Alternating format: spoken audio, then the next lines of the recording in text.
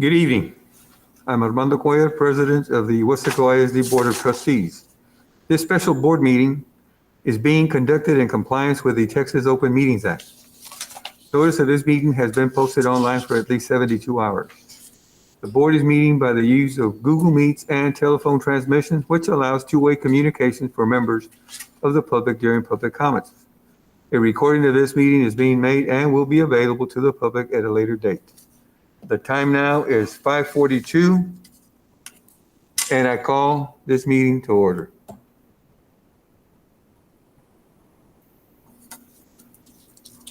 I'll now begin the roll call.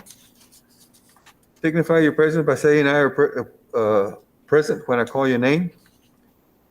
Mr. Isidoro Nieto. Present. Mrs. Jackie Sustaita. Present. Coach Jesse Trevino. Present. Dr. Jaime Rodriguez. Present. Mr. Mark de los Santos. Present. Mr. Andrew Gonzalez. And myself, Armando Cuellar. Let the record reflect that we have a quorum of board members in attendance. Number 3, public comments. There are none. Item 4. Mr. Calderon has asked that we have the grievance in open session.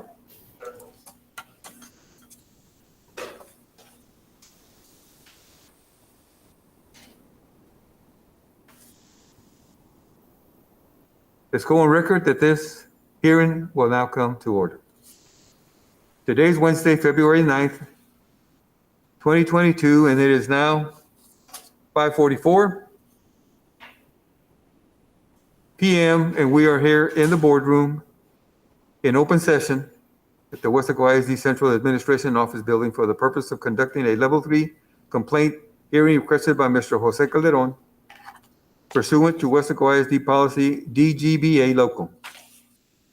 My role as Armando Cuellar, President of the Board of Trustees, I am going to be acting as a presiding officer of this hearing. I'll conduct this hearing and I will be the final decision maker regarding the procedures today. The members of the Board of Trustees will be the decision maker on the grievance. The attorney representing the board at this hearing is Mr. Eloy Sepulveda.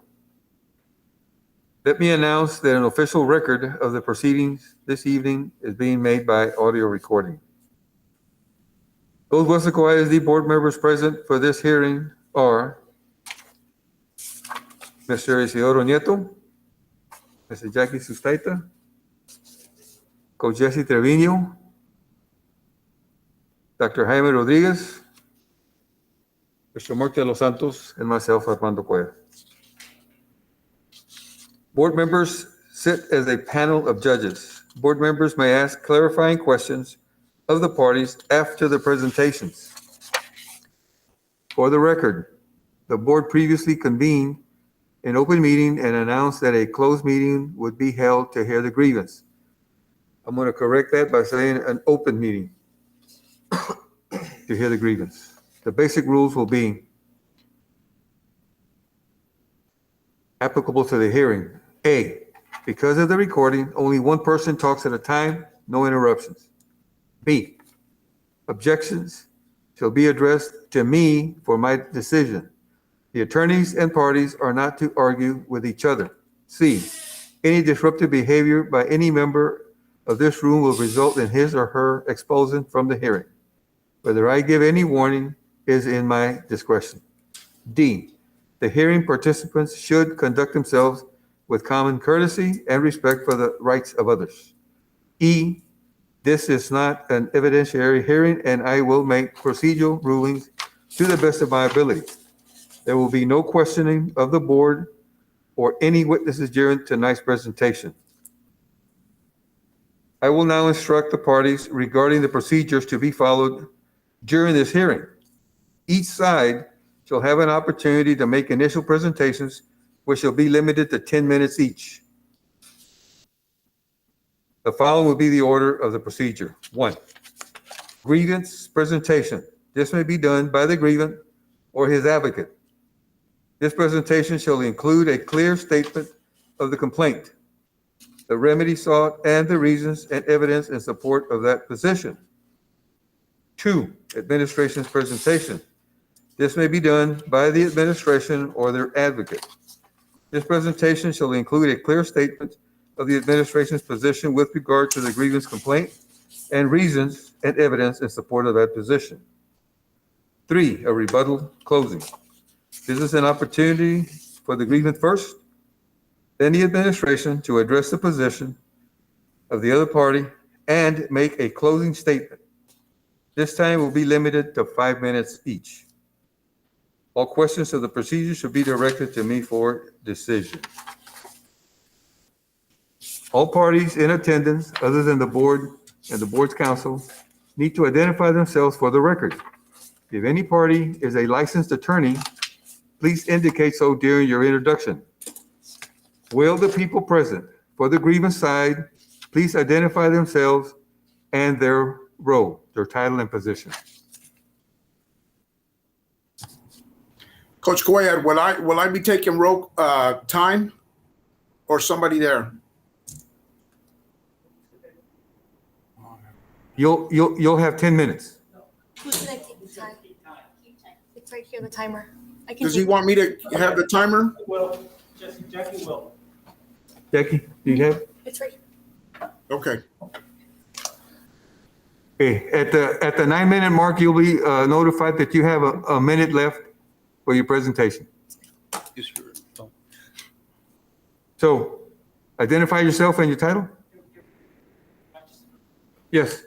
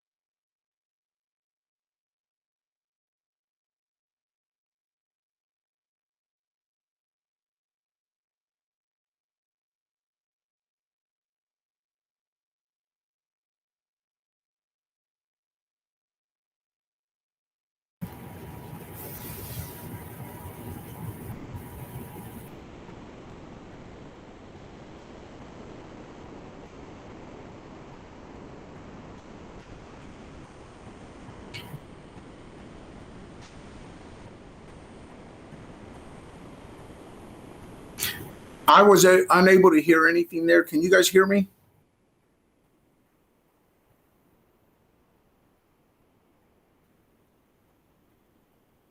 Probably on his phone.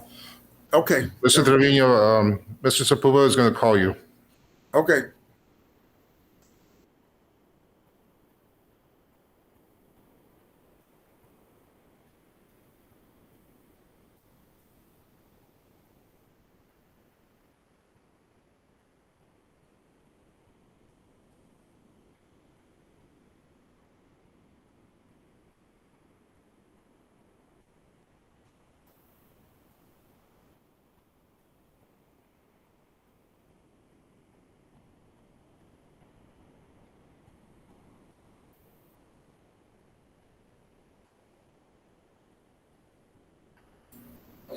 Yes, Sheila, I can hear you.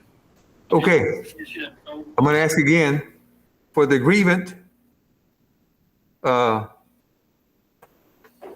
identify yourself and your title and position. Good afternoon, board members. I'm Jose Calderon, head mechanic at Transportation Department. Thank you. Now, will the people present for the administration's side please identify themselves and their role, title, position?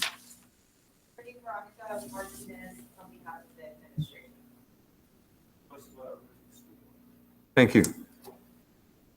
Now, as part of the record of this level 3 grievance, the superintendent has supplied each board member with copies of the grievance record.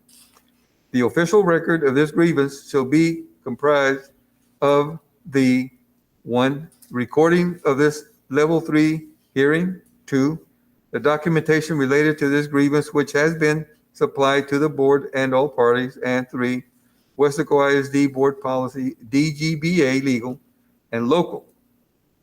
If there are any objections to the record, I will consider them at this time. There are none. Thank you. Any questions? Okay. Grievant will now make his presentation. Mr. Calderon, you'll have 10 minutes. At the 9-minute mark, you'll be notified that you have a minute left. You have Probably the won't floor. take that long. Well, this happened on June 16th of 2020. I was approached by Mr. Lupe Garcia on a phone call, and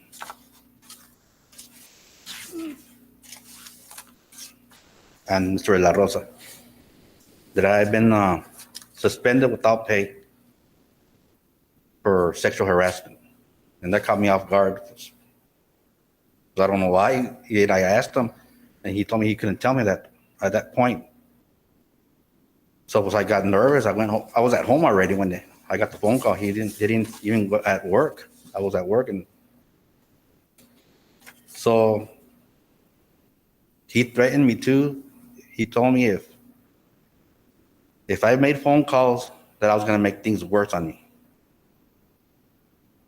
Because I made the phone call. And I called, and they told me that I called Mr. Mark de los Santos. So what do I do? And I did it because I support him, and I don't know where to go. So when that procedure happened, they told me to show up to work the next day, the 17th. But when I arrived at the work, they won't let me. They told me I couldn't work. They won't let me punch in and nothing. But I told them that the attorney of the school had said to show up to work. So they let me punch in, but they didn't let me drive. So they let me. I had to stay at the shop. And so I was there all day, and Mr. Sergio Garcia showed up to transportation, and he mentioned to me that I could not be suspended without a prior complete investigation by the district on June 17th. By doing so, property policy and procedures was not followed. That's what me. And to me, that came like it was retaliation against me. And all this started when I was called in for the audit to do the mileage on the old buses. And that's when everything came down on me. Pressure and pressure.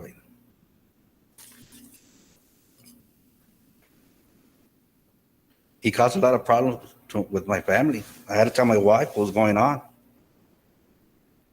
And she lost respect to me. And what do I have to tell my kids too? He was, instead of coming to me forward, one-on-one, he did it what? He knew he was doing, Sir La Rosa. He was trying to hurt me. And that's why I did this. And because of him, I still have problems at home. My wife does not trust me at all, nothing. And it's everything. Even I lost with my coworkers the respect I had with them. So I don't want problems at work. I do the mechanic job. I do mechanic at work. I do bus routes. I help him out there, and he still bugs me and doesn't let me work. I love my job, what I do there.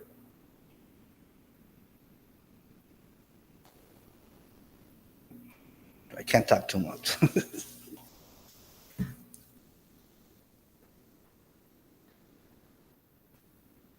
And I don't know why Mr. La Rosa wanted to do this to me. But I pues, juntaba con Lupe. Ya saben que lo que lo que Lupe hizo y no, y pues me quisieron sacar. They always try their best to get me. Me acuerdo que se acuerdan del dijuntito Richard García, el mechanic de maintenance.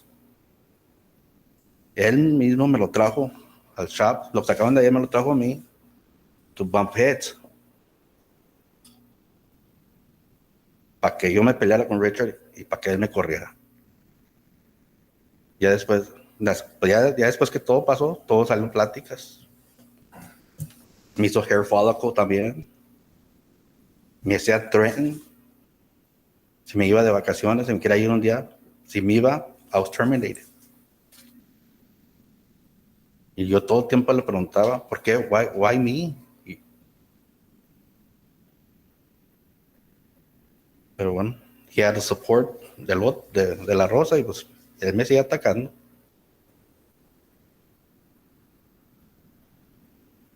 Y una persona de esas, para mí, abusa de uno por la posición que tiene. Y también esto lo hago por mis coworkers porque this thing's been going on forever there. Y they don't want to speak out because of retaliation. ¿Tienen miedo? Por eso están los problemas ahí como están. Porque nadie habla. Y yo pues, sí voy a hablar. Porque pues ya estoy cansado de esto. Ya voy para 12 years. Pero los últimos 5 años para acá, era el infierno para mí. Pero tengo familia que darle de comer, health insurance for my children.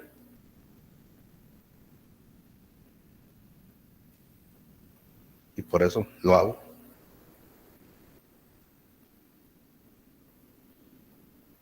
He abuses power.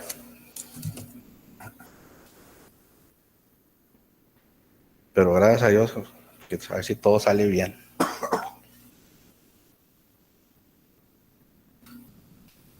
Y voy a decir, ya tengo mucho que hablar. I get emotion. Pero eso sí me hizo daño a mi familia, con mi esposa. 30 años de casado y viene y nomás me avienta así. Oye, pues, ¿por qué?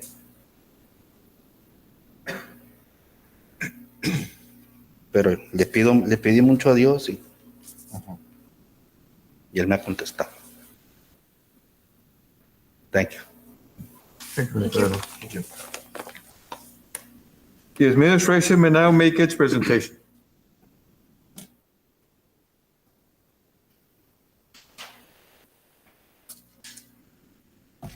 Thank you, Mr. Calderon. On behalf of the administration, I have received notice from Dr. Valdez that Mr. De La Rosa has been reassigned from his position as of today.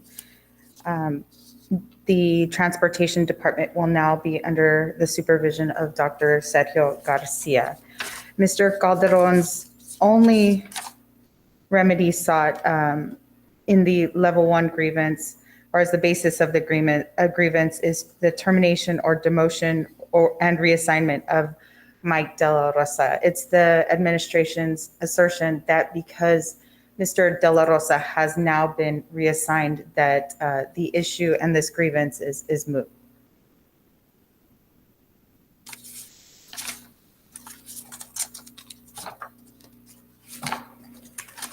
I just want to clarify. I mean, we can ask questions at this point. Is it, I mean, I just want to clarify right off the bat because I did go through the binder and I did read Yes. every section, and it states here that when Dr.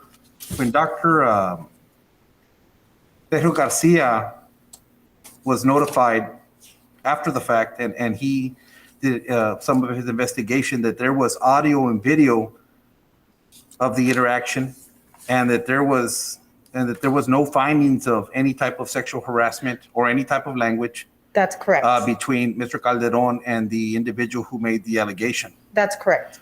Dr. And I just- Garcia did perform a thorough investigation and there was no findings. No of findings of any of that. That's And- correct. And that's because it was video that was available. I just Yes. want to make that. And note I saw that video. finding was memorialized by Dr. Garcia on June 22nd of 2021, the findings of, I have several questions on this also. yes. I see on the level 1 that Ms. Dr. Garcia says he received notice on June 16. Where's that notice? It's not in here. He said a written notice. Where's the notice that he received? It's not in here. Dr. Garcia, that was not part of the level 1 It is in his letter. in his letter, but the actual notice was not included. That's in what the I'm level asking. one. Where is it? Because usually we have all the exhibits, all the documents, and he says here on his letter, as in response to Mr. Calderon, I received written notice. Because this is very important when I look at the policy. Where is that written notice? So I can make sure that she really did complain. Where is it? And I do not have that because we're limited to what was presented as exhibits by both the grievant and the administration in the level 1, and then level 2 we're limited to what was in level 1. So I do not have that notice, but I know that Dr. Garcia, I anticipated there might be some questions regarding those issues. He said he would be available to answer any questions, but unfortunately, I can only answer questions based on what is contained within the grievance file. Okay, and the reason why I asked for that notice that the lady who complained put this notice in is because if I look at the policy, the letter that we gave Mr. Calderon focuses on the harassment, on the you can't prove it, but that's not all he complained about. He said there was no due process. And what in the policy that I see here, it's very detailed as in what steps to take. And it starts with an initial assessment. When a notification is received, we don't even have a notification. So we jumped it and said, we're suspending you, right, with no notification. So there is no due process here. But the letter that was in response to him about his relief sought does not have any mention of that. All it mentions is the harassment can't be proved. But what about the due process? Can we prove that the due process was broken? And it was not addressed by Dr. Garcia or by Dr. Valdez in the level 2, just because that was not one of the specific remedies he sought and complained. There is a mention of due process, but that wasn't contained in his level 2 argument. And in level 1, the complaints were regarding retaliation. No, if I look at his letter in level 1, it's an affidavit, and it does say here, a whole big paragraph, the first paragraph, bigger than all the other paragraphs, is talking about how they were going to suspend him, and there's no due process, and employees told him that they broke WISD board policy. And I believe that's because he said in his affidavit that he was told by district employees that his due process as per Weslaco ISD board policy was violated and he could not suspend me, but that wasn't one of his complaints and requests for relief. Well, So it's kind of it's a part of the factual basis for his retaliation, harassment. But if you look at the employee complaint grievance form, it doesn't say harassment either. All it says is specific remedy sought, terminate or demote and reassign. It doesn't say what policy, it doesn't say for what reason, it just has the affidavit. So we chose to focus on the harassment, even though he also included due process, because that complaint grievance form has enough, I don't see one single word of harassment on it. And again, I would just point out that the only remedy sought is the termination, demotion, or reassignment of Mike De La Rosa, and so therefore that issue's moot. Usually if we have specific remedies that are spelled out and one would, so if there was an allegation that the due process, usually it would be, written acknowledgement that my due process. So that's was what I'm violated. asking, where's the allegation for harassment on here? And there isn't, so it should just only be, the only issue that should be addressed is the termination, demotion, or reassignment of Mr. De La Rosa. So do we still have an option, terminate or demote? Yes, the board, and that would be the issue before the board. That would be the only issue is, this is the remedy that Mr. Calderon is requesting. And so that would be your decision. But since he has been reassigned, that's up to the board if any further action would be taken based on what the request that was given by Mr. Calderon. How many days after? So when I was reading the binder, he was asked by Weaver, since he's the only licensed mechanic we have in the district, to pull mileage readings from the buses. So after that day when Weaver went and he did his duty as the only licensed mechanic and pulled the mileage. How many days after that did this happen, or how much time after that period did this happen? That when Weaver went and met with Mr. Calderon, then this situation popped up. I don't know if Mr. Calderon, do you remember I can ask him questions or no? Yes. Do you remember how many days after you met with Weaver that then this incident happened? Oh, no, weeks, months, no, you don't remember? No, it was a week. Oh, a few weeks after? I remember I was driving a bus, and they went to pick me up and brought me back to my bus. Oh. To help the auditing company? The Weaver group, okay. I also want to make it clear to the board so the rest of us understand when I'm looking at this policy. If you've read through it, which I'm sure all of us already have, and we look at the due process like he was talking about, that he did not receive due process, when it comes to Title IX and those kind of sexual harassment claims, we're supposed to give the complainant as well as the grievant equitable or equal treatment if there's no investigation. You're not supposed to, in other words, discriminate and say, oh, you're so bad because you probably sexually harassed this lady. There's a process, and we're supposed to offer supportive measures to the respondent and to the grievant. And the action here was not acceptable because he just automatically said you're suspended with no pay, not having the authority to do that, obviously. But I'm still curious to see why we responded to the harassment and we did not respond to the due process, because that is part of his grievance. And I don't know why we have not addressed that. So can we address it now?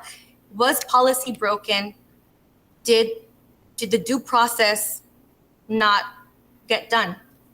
And I would say that isn't a question that's before,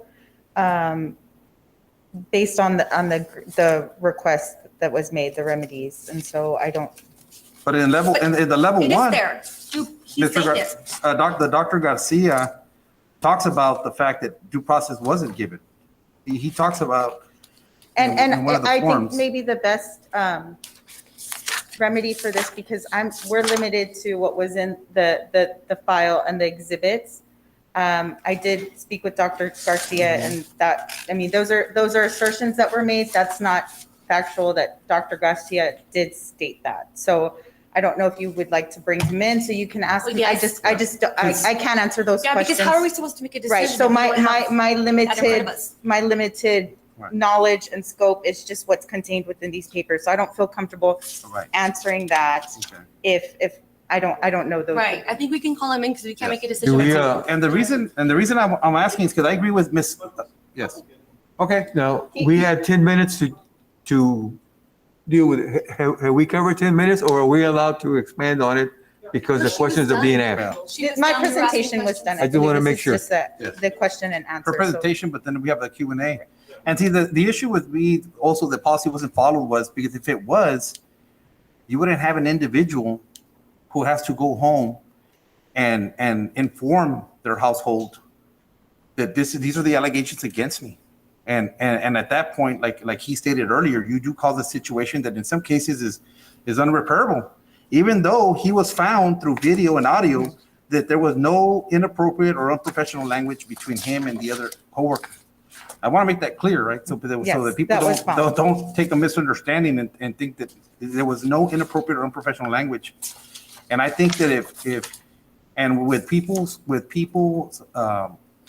experience and time that they've had in that position, I mean, like to me, there's no excuse. Those are things you can't go back and repair and rewind. I mean, we have to think about that also too. It's just, and that's why I want to ask Dr. Garcia. I know that even in his letter in the level 1, he states here that he needed to be contacted and that there was a process that needed to take place. I'll wait for him to come. He's here? He Today? said he would stick around just in Oh. case you all had any questions. Okay.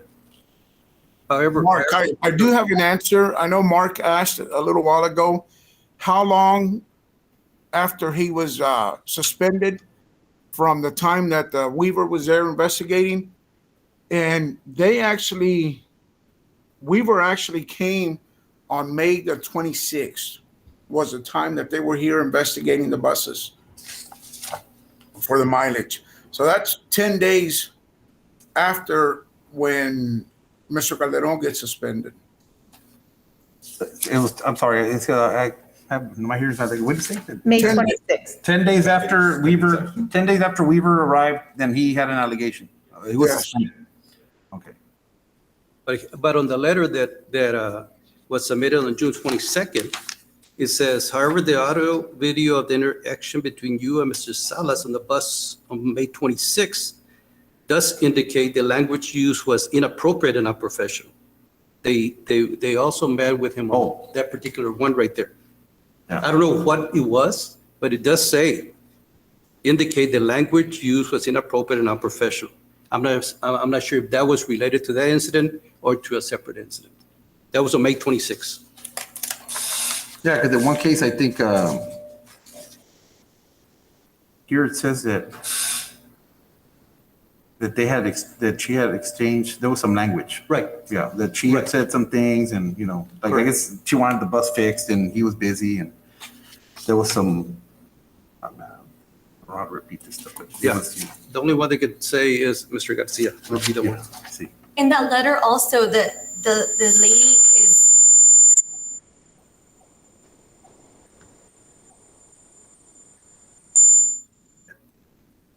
in his letter, Mr. Calderon says that the incident happened 2 months before he was ever even confronted about it.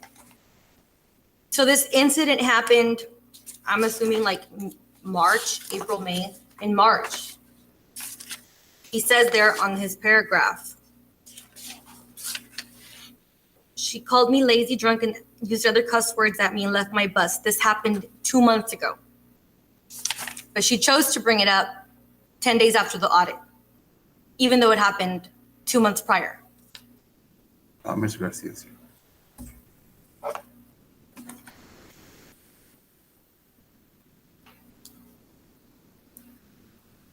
Hello, good evening, everyone. Evening. Good evening, good evening. There's several questions. Several questions. Mr. Garcia, the first question that I had was on your letter on June 22nd, you said that you received notification from the grievant of the sexual harassment allegation. Where is that notification? It says, I received a written and audio statement on June 16. Where is that written statement so we can see?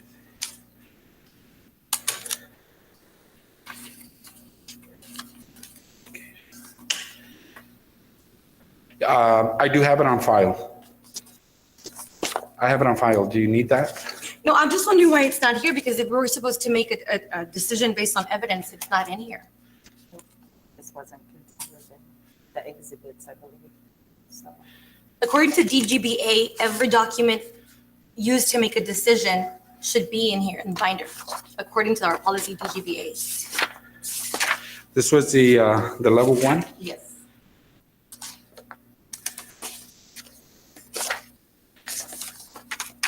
Yeah, I'm not sure. I turned over the files over to Ms. Cavazos.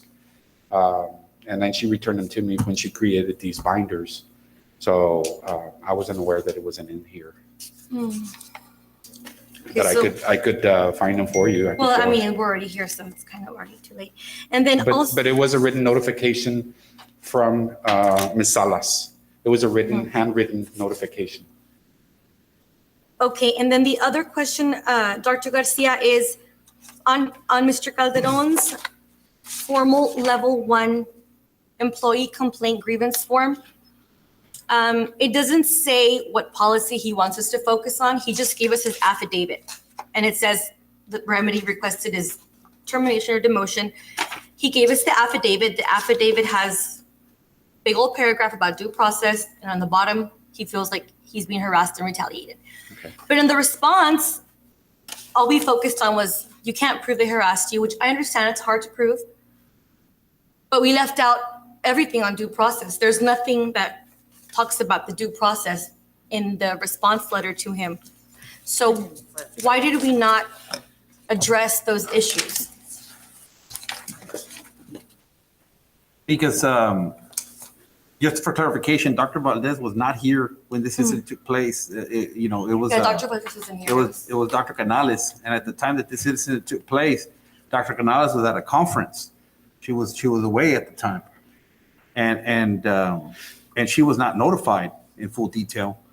And then I know that when we had discussed this at one time as well too, that you were notified after the fact.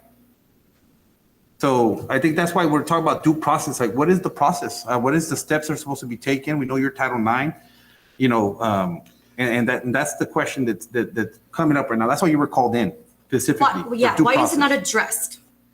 Not addressed on the response? Mm-hmm. All we addressed was the harassment. You can't claim harassment. We can't prove it, but can we prove due process wasn't followed? So, I'm sorry, I don't understand your question. This case was a long time ago, and I haven't reviewed any of this information, so Right.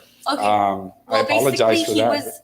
he was told he was suspended by Yes. Mr. Leto. I remember the whole process, how it all transpired, as far as, when he was, when he was suspended, and the whole situation where I was not informed that he had been suspended. I called Dr. Canales and asked her, did you approve this? And she said, yes, I did. I said, but I understood that we were not supposed to suspend an individual. And I was never informed about this sexual harassment. And if I may ask you, is your job the Title IX coordinator? Yes, it is. And the Title IX coordinator, for anybody who doesn't know, is responsible for what kind of grievances, Sexual harassment. which is what this was about. Correct. So the one that should have made the decision was you, That's correct. the Title IX coordinator. That's correct. Even though the Title IX coordinator cannot suspend anybody, that's only who? The superintendent. The superintendent, that's Right. correct. And she wasn't in town and had no idea what was going on. She was Right. out in a training Right, or a meeting or something. right. And I Can think we it's, say due process wasn't followed? so the due process wasn't followed. Yes, that is correct. So why wasn't that in the response that he got? Because the complaint that I received from him was not on sexual harassment. It was on the fact that he was being harassed by the individuals. Mike de la being Rosa. harassed? Mike de la Rosa. The fact that you said the fact that he was being harassed. Right. Calderon. Right. But if you look at the letter, like I said, because you said you read it, the very first paragraph, that's the biggest of all, talks about due process. Why did we ignore that? Why did we ignore Why the, did we not respond to that claim? He didn't just claim harassment. He also claimed they tried to suspend me without due process. Why did we not respond to that? We chose to ignore it. I would not ignore it. But if it's not in the letter, then what do we say it is? Yeah. So can we say due process wasn't followed? Was due process not followed as far as his complaint? As far Right. as his complaint? His- Yeah, I would say no. Okay. I have a question for Mr. So we don't know why we didn't respond to that part of his letter. No, my response to his letter was a response to his complaint about the fact that he was being harassed by the administrators. We focused on that, Yeah. not the other stuff. So at level 2, when he came to talk to Dr. Valdez, because she had no idea what was going on, She also responded about the sexual harassment, but she was given level 1, right, Dr. Valdez? You had the level 1. But once again, the due process wasn't addressed either. So I'm just wondering why we're not addressing the problem. Okay. Mrs. Sustaita, there was no mention of due process on the behalf of the grievant. In a grievance hearing, you address what the grievant is presenting. And yes, you do review whatever was submitted. However, at the level 2, all Mr. Calderon mentioned to me as the hearing officer was he did not want to be retaliated against. All he shared with me throughout the entire presentation was, I just want them to leave me alone. Okay. And in my response for level 2, Mrs. Sustaita, I clearly stipulated that I would assure that he would not be retaliated against. And hence, we have made the appropriate remedy that he has sought. So we have fulfilled his remedy.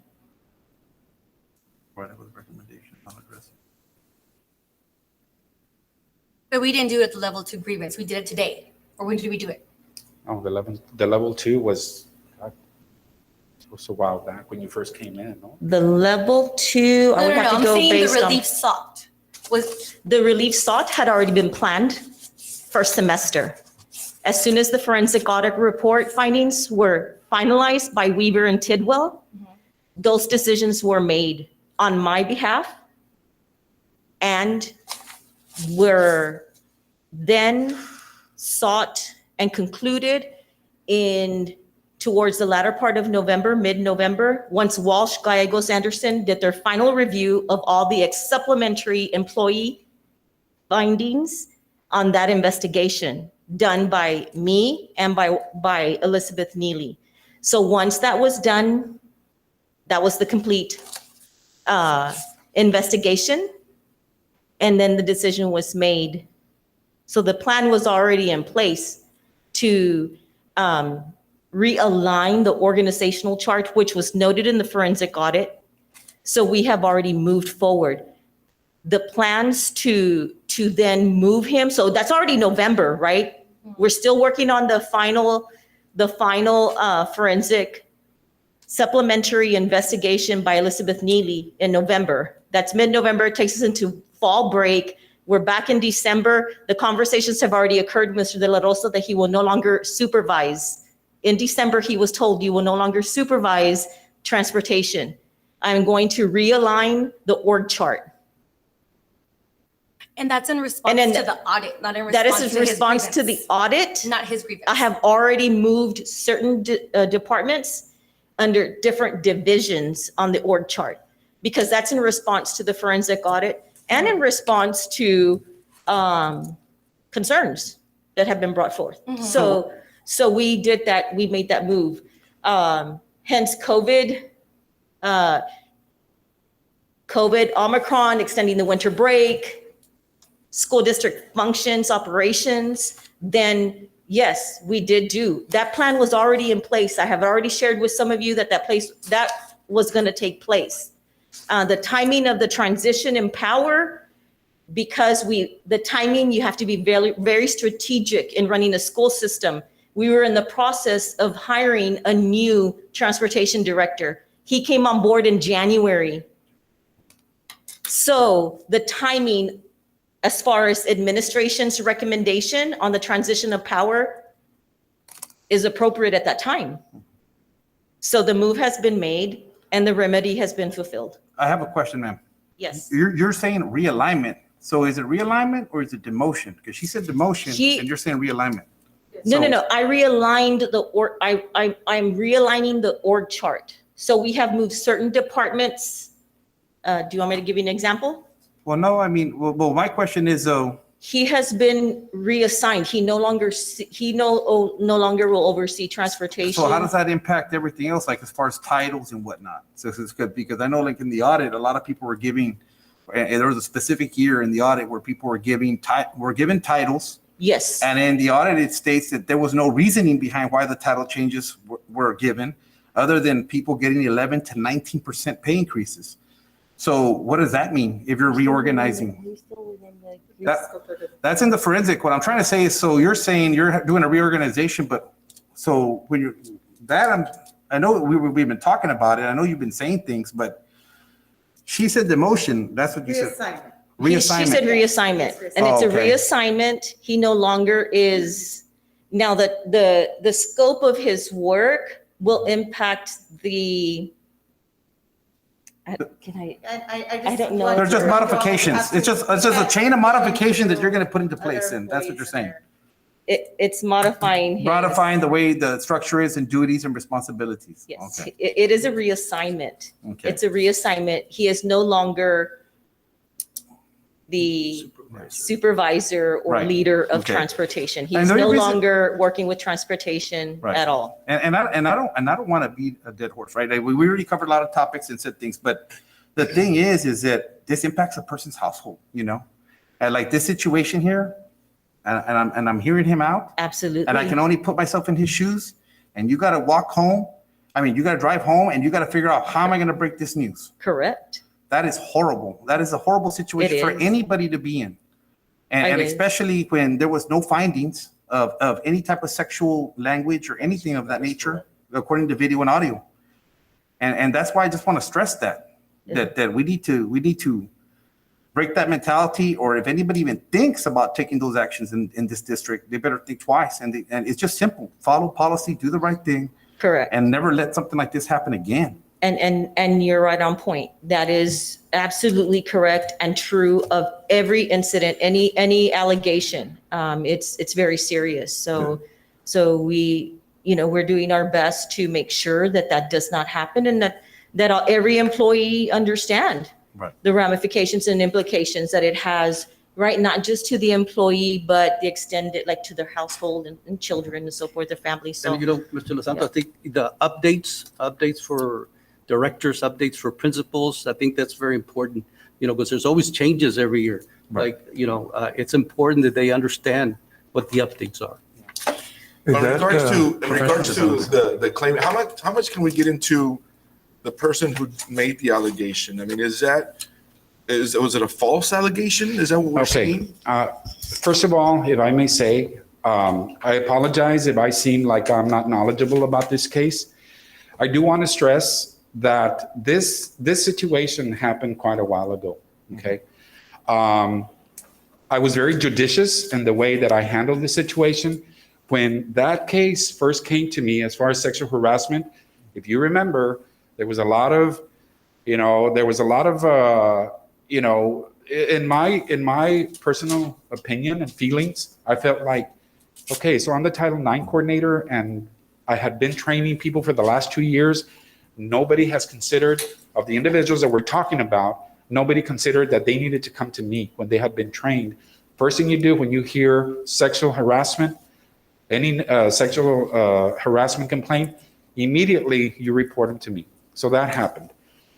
I did the investigation. I think I did a very good job at that investigation. We found, Mr. Calderon, that there was no sexual harassment. There was inappropriate language that had transpired between these two individuals. There was no malice. They were joking around. If you look at the video, they were joking around, And my recommendation to them, if you have that letter, was just refrain from doing that, using that type of language, okay? So then he submits his complaint, okay? So at that time, I believe I believe the HR director had already left, because this was an employee complaint, okay? That was, I was asked to do that investigation, even though I had not done an investigation for employees. I always did the other investigations, the parent complaints, community complaints. So I apologize. There was a lot of, in addition to the HR grievances, I still had to deal with the other grievances. That's no excuse. I know, we're dealing with, and I was very supportive with Mr. Calderon. He can tell you. I met with him a couple of times and expressed that, that I was glad that we did not find, sexual harassment, and that I totally understood that I totally understood how he felt about the way that he was being treated, and that we were going to make sure that he was not going to be treated that way. I don't recall a lot of the things because I hadn't even reviewed these binders since, I hadn't even reviewed this information since it happened, So I apologize if if I go back and review and pull out his file, I know I'm going to have everything in there, including the letter. I don't think there was any, I want to say they were friends, right? According to the way the interactions, if you look at the video, you can be the judge for yourself. Right. What's bothersome to me, and I cannot seem to understand, is that we're saying that we're giving him his relief, but really it's not in response to his grievance. Mr. De La Rosa was reassigned in response to the audit.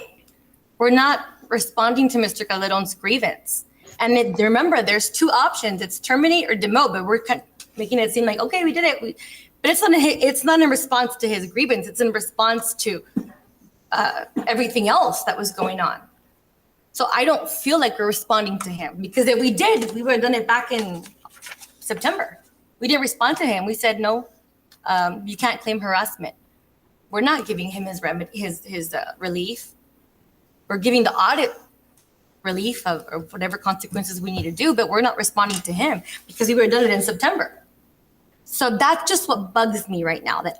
And in response to that, I don't mean to throw anybody under the bus, but anytime that I have any response to, that I'm going to send out a response, I always pass it through legal counsel, just to make sure that I'm on the right track. Right. I'm not sure if I hope I didn't, fail to send it to him, but I'm more than sure that I did. So that he could have guided me on making sure that I address the other component that you're questioning. And I will add that Mrs. Steifa is an improper request as part of a grievance. As part of a grievance, someone can say, I wish to be reassigned because I'm uncomfortable. But you can't request as part of a grievance that someone be terminated. He can, certainly his complaints were taken.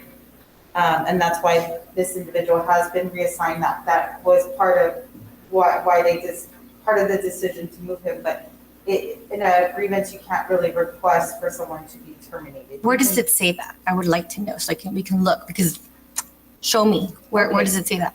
Okay, I can provide that to you. I don't have it in front of you, but the grievance is just issues. I feel like I'm being harassed, and subsequent to that, if there is a finding of harassment, then it's up to administration to make that decision. So I wouldn't, yeah. It's not him. If there was a finding at that point, then the administration could move to terminate. Why wouldn't he be told at level 1 though that it was an inappropriate relief sought?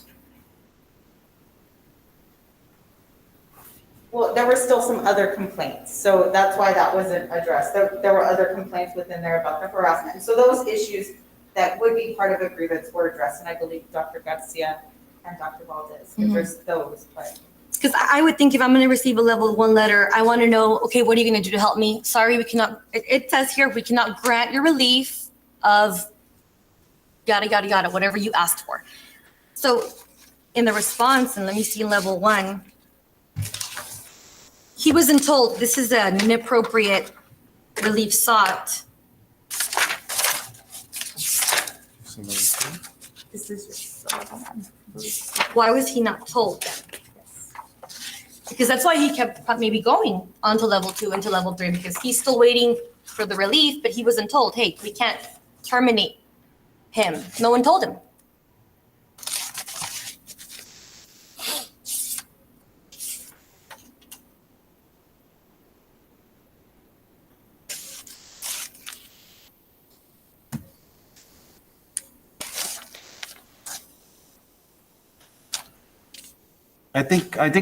I hear what you're saying. I'm the kind of person, me personally, I like to take care of issues quickly. I don't like to sit on them. I don't like them to drag out, because those issues then become bigger and bigger. So if there were, I think what you're saying is if there was already relief at this time, why did we even get here? We should have already said this is the relief and this is the actions that are being taken. Is that what you're trying to say? Yes, exactly. So, And- but and was I- was that relief already decided by administration at the time of level 1? But I Or no? believe, as Dr. Valdez stated earlier, that was, the considerations about reassigning people, it was being contemplated at that time, but not finalized, and that Okay. wouldn't be information that's privy to the grievance, Okay. because that's dealing with HR. When So we was it? addressed, and I would say, I wasn't present for the level 1 grievance, and there wasn't a transcript of that, but the level 2 transcript, it's heavily relying on how he feels harassed, and so we just, those were the issues that we addressed, and we want to make sure that every employee feels that they're free from harassment, retaliation, and so we wanted to provide those assurances to Mr. Calderon. And what about the assurances of not being suspended by somebody and not getting paid and not losing your days? I mean, employees care about that too, not just harassment. Why was that nowhere? And what I'm saying is, yeah, if it was already determined by administration that he was going to get reassigned, why are we even here then? Because if we can't choose another option, when did the reassignment happen? Why are we even here having this I grievance believe then? that reassignment just happened today, officially. But that's what I asked. You this day, and you were not paid for that day? No, That yes, you were not paid? I went back to work the next day. Okay, so you didn't miss any days, you didn't miss any pay. Who called you? Oh, yeah. The attorney, it was the one that called. The attorney called. Oh, days lost, okay. That's why I asked. Mhm. So no days lost. No days lost. Okay. Mhm. But that's my question. If administration already, responded, even though it wasn't to Mr. Calderon, it was to the audit, and we have no choice, I can't say, well, we're going to terminate him. Why are we having the grievance? Because we haven't told him that we've already reassigned Mr. De La Rosa. Okay, so it's kind of make it formal for him that, Mhm. okay. It's just letting him know that Mr. De La Rosa is no longer It's a supervisor. supervising transportation. I haven't told him. Okay, and I just want to make sure, because you're saying that we don't have the option about either termination or demotion, you can't ask for that. Where can I look for that to make sure before I vote that it's not on the table? Well, that would be under the hiring, and we can issue a memo on that before we want to know about making a decision. But the grievance does not have the ability to make that request, that someone be terminated. Okay, We can say, I'm uncomfortable in my position, I want to be reassigned, I don't feel comfortable where I am, but as for other employees, the allegations about an employee and their wrongdoing can always lead to eventual termination or Mhm, okay. reassignment. so let's say if the action was already taken, he's already been reassigned, and we just don't act on this And so that's today, my contention, we that can it's come just- back later. It's a moot point on this, Okay. at this time, if you all want to refrain from Right. voting right now. Yeah, I'd rather do that and get the information I want, and then if anything, then we can come back and Mr. Garcia? make a decision. You can do that. Okay, we can make a decision up to 10 days after the I hearing? believe it's until. Oh, the next regular board meeting? I can bring up, but I believe it's before the next regular board meeting. Yeah, it's the I next highlighted regular it, Which is next week. Which is next week. next Tuesday. Yes. Right. So we can make sure, just for informational purposes, that's not an option. Yes. And then action has already been taken Yes. by administration. Dr. Garcia, do you inform, like yearly, when you come back after every year, there's staff development or orientation and staff developments and whatnot. So the staff here know that you're the one to go to, that you're the one to go to in cases like this, in situations like this.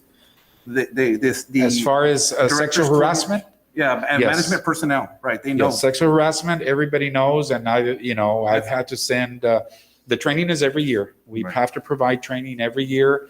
I've gotten to the point where I create my own annotated presentations that I send out to the campuses. And I also get, sign-in rosters from every campus saying all of our staff have undergone the training, with their signatures on it. So yes, absolutely. I think we have done even a better job in the last few years because we've had some increase in sexual harassment, not so much from administrators, but from students. Okay. So you go to every campus and you're going to see posters everywhere Right. on your rights, for sexual harassment, as well as my name on there, my telephone number where they can contact me, because that is a requirement from the Department of Education. Right, so everybody's well aware. No, thank you, sir. Yes, hopefully that's not going to be a problem for people to know that, hey, you got to come to me directly. And if I might just say, I think what you said is very important about how we need to take care of things immediately.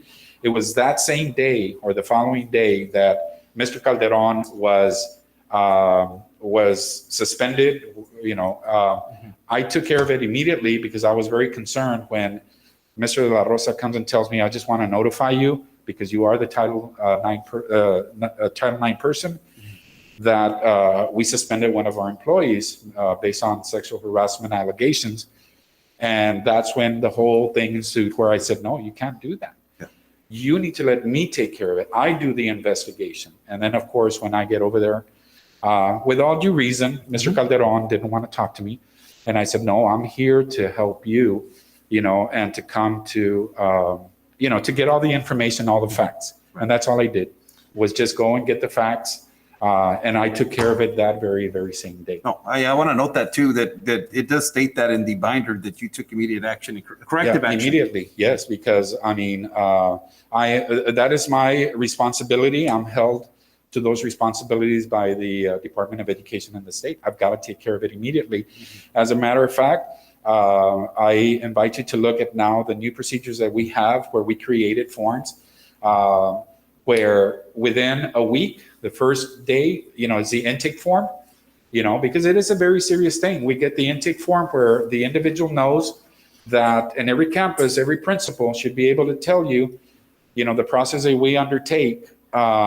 I even have a Title IX person at each campus that is responsible for filling out these forms. The intake form, where we provide the remedies right there and then, just to make sure that they feel safe at that point. Within the first 24 hours is the intake form, second 48 hours when you offer the remedies. If not, before the 24 hours, then they have to conduct the investigation. And then they have to provide me with the investigation report so that I can provide that to the decision maker, because only the investigator and the Title IX coordinator cannot be the decision maker. So I think we have a very good process now for that.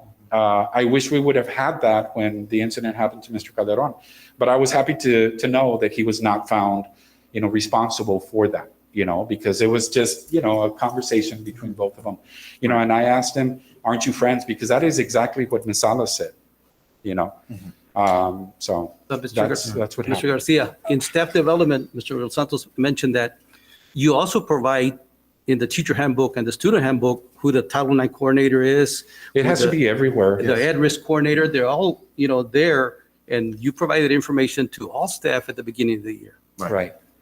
But yet your executive director didn't know the rules. The staff might know, but the executive director didn't know. I want to also commend Mr. Calderon, because like he said, it's not easy to speak up and it's not easy to talk. So I just want to, it's not easy, sir. And I know it's been rough on you, what you've been through. So thank you for speaking up and opening our eyes to what was happening, and kind of showing everybody else that don't be scared to speak. You have to stand up for what's wrong. I'm just hoping that just because we had the audit, let's say we didn't have the audit, would we have taken action? I hope so. I hope that regardless of the audit or not, WISD is going to respond to our employees the way we should, and follow policy. And yes, Ms. Ustaita, you're right on point with that. We will take immediate action anytime we hear of any unacceptable conduct by employees, regardless who it is. And so so it's in combination to the concerns and the forensic audit as far as the misalignment of departments. Yes. So I know I am reassigning. Okay, I know you came in and got all this stuff thrown at you in August. Yeah. It's kind of Thank you overwhelming, but And I thank you appreciate your also. patience. Yeah. Thank you for looking into this.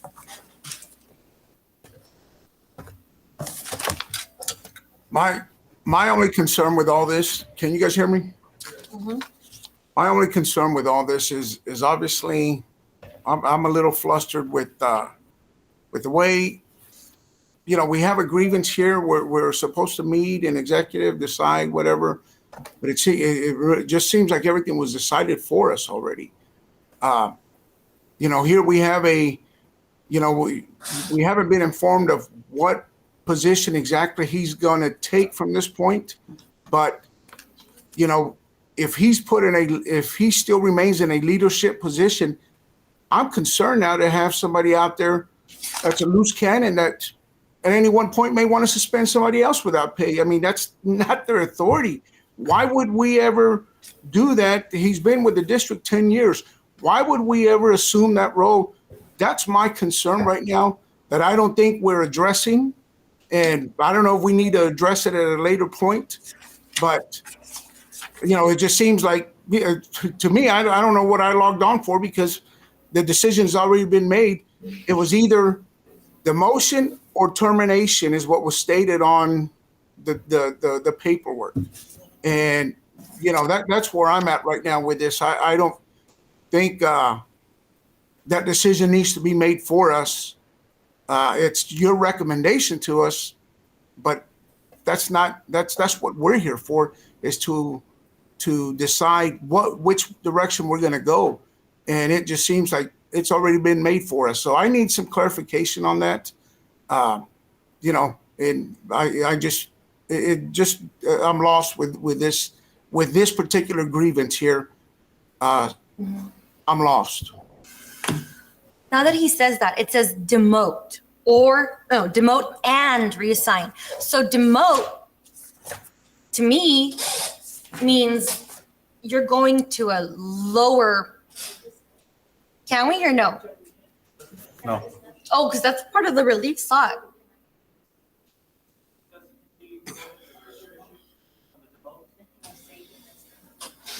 No, I don't think you can. I don't think you can. Not that one. No? I don't think you can because we're in the Okay, executive. We're not an executive, we're in open session. Okay, well, I'm not going to discuss him, but I'm just going to say, when I see demote, what it means to me. I don't know what we're doing with this person. I don't know what's going to happen, but the word demote, because terminate is out of the window, we're saying, right? The other relief he sought was demote. I'm not talking about this person in the grievance, but in my head, demote means you are moving down and your pay will also move down. That's what demote means to me. Okay, so I just want to make sure that we're all on the same page what demote means. Okay.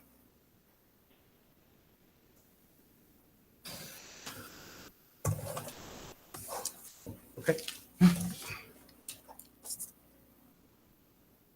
Okay. The grievant may now make his rebuttal presentation and closing statements. Mr. Calderon, you have 5 minutes.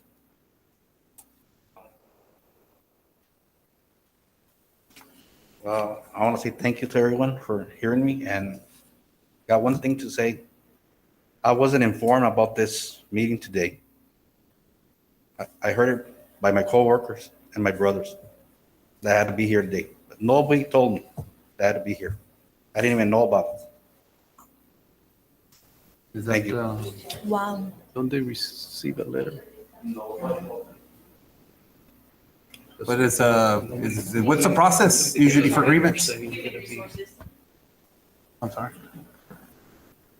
Human Resources sends the level 3 as far as on the confirmation of appearance, presence. Correct. Yeah. Usually what we do, or what I do in the case of the parent complaints is we send them letters with those times, and then we follow up with a call just to make sure, even though we send certified letters, we call them just letting you know that we sent you a certified letter. Did you or did you not get it? Nonetheless, the meeting is going to happen. So can you be there or do you need to reschedule? And But nobody called him. again, I apologize for that, but usually that's what I would have done. So. Those normal procedures is they receive a certified letter, they sign for it, or, or they receive a call, depending on when they receive that letter. We'll be looking at those procedures, ma'am. Yes. Yes, absolutely. And I apologize to Mr. Calderon because that is the process that should have been followed. Correct. And so I'll follow up with HR. Here's a problem with that. If, let's say Mr. Calderon doesn't get word from anybody else and he don't show up, he automatically forfeits this hearing today or this grievance hearing. Is that not correct? So this is a big district. We should not be dropping the ball like this at this level. This is not a charter school or whatever. This is Weslaco ISD. We should not be dropping the ball like this. Absolutely, Mr. Trevino. And if he had not shown up, we would reschedule. Correct. Yes. Thank you. Okay. Administration now has its final rebuttal presentation and closing statements. And Dr. Valdez, I'm Yes. sorry. I know there's a misconnection there just because of Dr. Valdez, and I don't know if this is a place or not.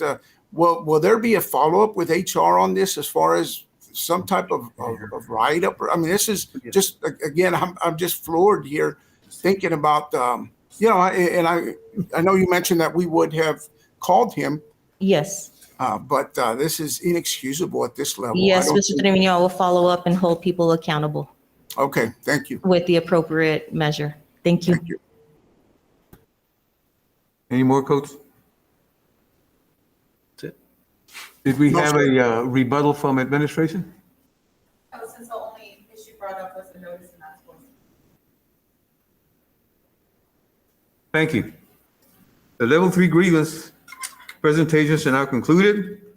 I'll now review with the members of the board the process for reaching a decision in this case. Having heard the level 3 grievance, the board has several options. 1, the board may vote to grant the remedies requested. 2, the board may vote to deny the remedies requested. Or 3, the board may vote to grant in part and or deny in part any or all of the requested remedies. The board shall now consider and deliberate the issues and record before us. When all members of the board have completed considering and deliberating the record, the issues and evidence presented, we are in open session and we remain in open session to discuss the matters presented. So this is a little out of the ordinary because we usually go behind closed doors. So Well, I think that's it. Didn't you all state to Ms. Ustaita that you were going to come back with more information? If we could just table. We're tabling the findings. So I make a Because- motion to I'll table. make a motion to table and because she's going to provide information that was Or do we make requested. it formal of what administration did and in part grant the relief sought, which is demote? I don't know. What's better? Because since the administration already did it, are we just making it a formal by the board approved that it was a demotion? During your discussion with her, with the trustee Sustaita, you stated that we wouldn't take action, that you'd get her the information she was requesting unless. Okay. Unless. But that's what I'm saying, in part. We're But unless granting you it in don't- part. Right, unless you don't need that information anymore and you're willing to go forward and vote with. No, I'd rather wait so we can make a decision All right. Well, then we have to table. before the next board Okay. meeting. now, before we get But any, the action of the reassignment is taking place regardless whether we table or not, because that's their own action. So I move to table this item. Second. okay, we have a motion by Commissioner Nieto to the table. Right. The final decision and Until, a second by right, until information is provided. until the information Requested is. requested has been provided to make a final determination. Correct. By the next board Okay. meeting. And since we've discussed a lot of things, I have something to ask Mr. Calderon. If you'll come forward, Mr. Calderon. First, vote on the motion, please. Okay, let's vote on the motion, but I wanted to, Yes. let's take it to a vote. Signify your approval, saying aye when I call your name. Mr. Nieto? Aye. Ms. Staita? Aye. Costa Trevino? Aye. Dr. Rodriguez? Aye. And Mr. Los Santos? Aye. Motion carries. We'll have this, example by- Now, I have one question for Mr. Calderon. That's fine, you can ask me. Through this whole process, Mr. Calderon, I've heard a lot of what's happened. Has anybody ever given you a formal apology No, sir. about what had happened? No. Because that's just something I wanted to bring up, you know. I think it'd be in good faith and in order to give this man some kind of a formal apology for having put him through what he's been through.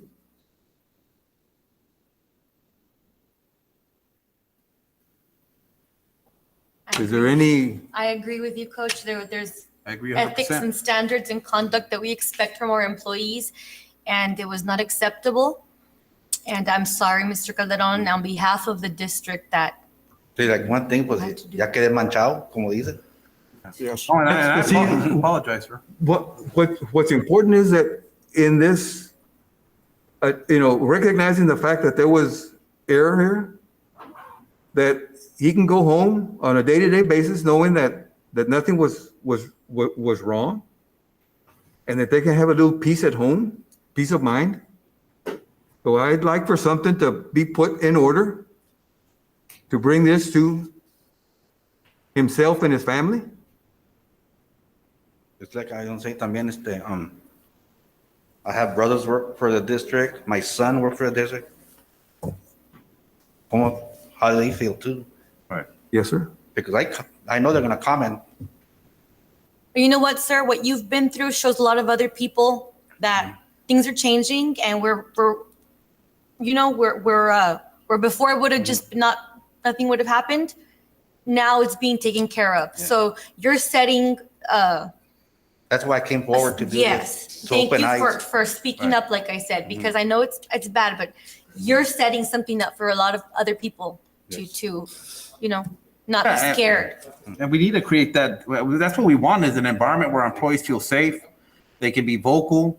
That's how organizations grow and get better. And we want to make sure that everyone follows policy so that nobody else ends up in the situation that you did, because you are free and clear, and I keep iterating that, of any of these issues. And it's by video and audio, and we heard Dr. Sergio Garcia that he saw the evidence as well too, that you had done nothing wrong. And I apologize, sir, for what you went through. Thank you. And I hope that your family can see this, and your friends and everyone, and know that you did absolutely nothing wrong. Yes, sir. Thank you. Es como digo el dicho, el que no habla, Dios no lo oye. Exactly. We'll go ahead and we'll prepare something okay, properly. And I just want to apologize, say we're sorry to Mr. Calderon. I promised Mr. Calderon at the level 2 that I would do whatever I could to make sure that he would be taken care of, that nothing, right, Mr. Calderon, that I would say, sir, I will do whatever I can to make sure that everything's okay and that you're going to be fine. So on behalf of the district, Mr. Calderon, I thank you for coming forward. I thank you for expressing your concerns, taking it through the process.